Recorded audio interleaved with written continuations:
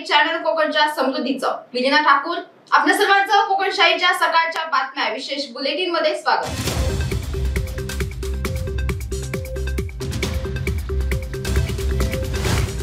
महिला तसेच युवकांसाठी स्वतःचा उद्योग करण्यासाठी शासनाच्या विविध उद्योग योजनांमार्फत भांडवलासाठी अनेक संस्थांकडून शासकीय उद्योग कर्ज दिले जाते। याचा फायदा घेत एका युवकाने एका महिलेकडून कमिशन स्वरूपात हजारोच्या पटीने ॲडव्हान्स रक्कम घेतली। त्यानंतर व्यवहार फिसकटल्यामुळे घेतलेली रक्कम परत मिळवण्यासाठी या महिलेने तगदा लावला, मात्र त्या युवकाने काही दखल घेतली नाही। त्यानंतर हे प्रकरण पोलीस ठाण्यात गेले। दरम्यान याबाबत या युवकाविरोधात अदखलपात्र गुन्हा दाखल करण्यात आलाय।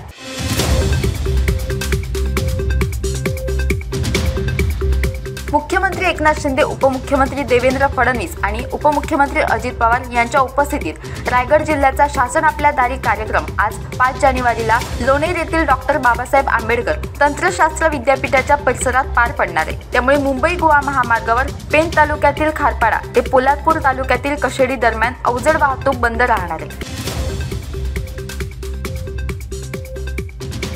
दोडामार्ग तालुक्यातील आवाडे येथे राज्य मार्गालगत खोदलेल्या खड्ड्यात गाय पडल्याची घटना बुधवारी रात्री 8:15 वाजण्याच्या सुमारास घडली।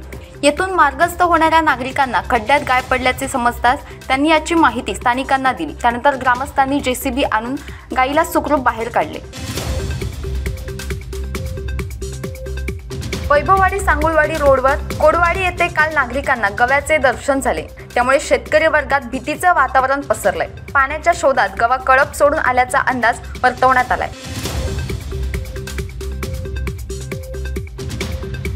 खेड तालुक्यातील खाडीपट्टा विभागात असणाऱ्या सुसेरी क्रमांक 2 या गावात एका गादी कारखान्याला अचानक आग लागली।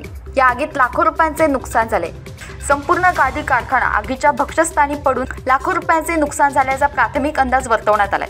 ही आग गुरुवारी सायंकाळी 5:30 वाजण्याच्या सुमारास लागली।